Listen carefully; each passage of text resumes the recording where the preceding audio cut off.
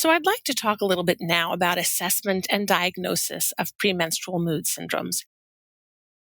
I mentioned in the last section that it's really important to understand whether there is a cyclical pattern to symptoms, and that the best way to understand that is through prospective ratings of symptoms. And that's because when women are asked to remember something retrospectively, they often don't remember it correctly, or they have a key idea in mind that they then apply back to something, even if they think they're remembering it correctly. So prospective rating is the most accurate way to get at these symptoms. The gold standard for how to prospectively rate these symptoms is an instrument called the Daily Rating of Severity of Problems, or the DRSP. This is available online. You can Google it and find it and download it for free. And it's a very systematic rating that shows a whole bunch of different mood symptoms characterized in very specifically down the y-axis. And then it has days 1 through 30 horizontally. And the woman is asked to rate each symptom on the different days of the menstrual cycle. So day 1 is the day that she begins to bleed, so the first day of menses. And we ask women to start this on the first day of their next period, starting with that day 1. She's supposed to rate with a number 1 to 6 each one of these symptoms. So examples of some of the symptoms are things like felt depressed, sad, down, or blue, felt hopeless, felt worthless or guilty, felt angry and irritable, and it includes physical symptoms as well. So if a woman keeps track of this across 2 or 3 prospectively charted cycles, we're going to get a real understanding on this scale of 1 to 6 of how well she was doing in terms of these symptoms on each different day of the cycle. And that allows you at a glance to see very quickly whether a woman's symptoms fit into a cyclical pattern or not. It's the most comprehensive tracker available, so it's the one that's ideal to use. And if the patient fills it out thoroughly, it's very easy to see whether there's a luteal phase pattern or not, and even what type that pattern is. For some women, their symptoms occur beginning 2 weeks before their period. For some women, it's just 3 days before their period. And the daily record of severity of problems will really allow us to see that. We also need to use these prospective symptom trackers, as I said, to determine not only the severity of symptoms, but whether or not there's a cyclical pattern. And I mentioned that women who have symptoms throughout the month likely have premenstrual exacerbation of another mood disorder rather than PMDD. The exception to that is women who have symptoms that are markedly different in quality and not just severity in the luteal phase. For example, if you have a woman who has, let's say, an anhedonic melancholic depression most of the time, but she becomes very aggressive and irritable in the luteal phase, that might be a woman who has a major depressive disorder and also has PMDD on top of that. So the prospective ratings, as you can see, are absolutely required to help tease out the differences among these different syndromes.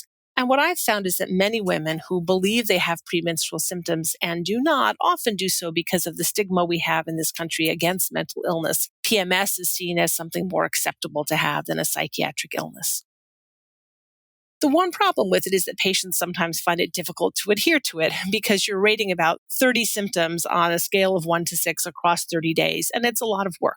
So one thing that I've found a useful clinical tip is to ask the patient if she uses an app to track her period. Many young women do. A couple of the apps that I know of out there are Flow and Clue. There are many others.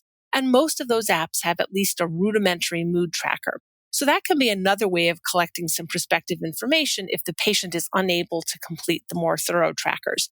Many of those trackers will have something like a smiley face or a frowny face. Obviously, that's not as much information as a detailed numbered tracking on 30 different symptoms, but at least it's a start. Another useful approach is to design an individualized tracker for that patient depending on her most problematic symptoms. So the clinician can create a simple chart listing the 5 or 6 most problematic symptoms and asking the patient to rate them each day of the cycle. And that way you get something that's individualized to the patient that doesn't ask her to fill out tons of information on something that she may not be experiencing. When the clinician is reading the tracker, it's really important to look at both the pattern and the severity. So if there are symptoms throughout the month, but they're worse in the luteal phase, that patient likely has premenstrual exacerbation of another mood disorder because she has symptoms throughout the month. If there are symptoms only in the luteal phase and not at any other time, then this is either PMS or PMDD, and the severity of symptoms will determine which. There are a number of other assessment tools out there. Some of the ones I'm familiar with are the Calendar of Premenstrual Experience, the Prospective Rating of the Impact and Severity of Menstruation, and the Premenstrual Assessment Form, and the Penn Daily Symptom Rating.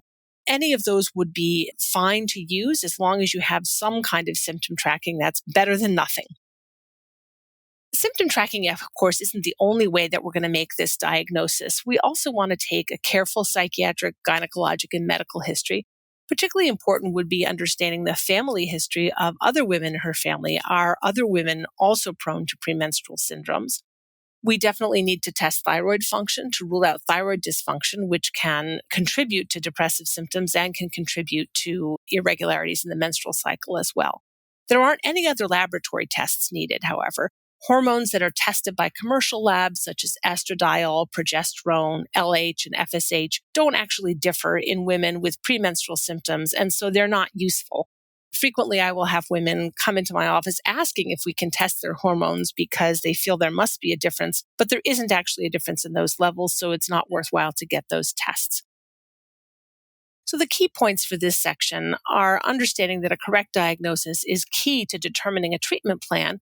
We'll talk a little bit later about what's different about treatment but among these different syndromes, and that getting prospective ratings of symptoms is crucial, as many women who report luteal phase symptoms retrospectively do not confirm those symptoms with prospective rating. The daily record of severity of problems is the most comprehensive data available, but it can be difficult for adherence because it requires the patient to do quite a lot. So if the patient can't fill out the DRSP, really any method of tracking symptoms in the luteal phase is fine. Tracking can be tailored to the individual or can be done using a period tracking app, which is something that most young women already have. If the patient has consistent elevation of symptoms in the luteal phase only with no symptoms at other times, it's PMS or PMDD as opposed to PME, and severity will determine which one of those two syndromes it is.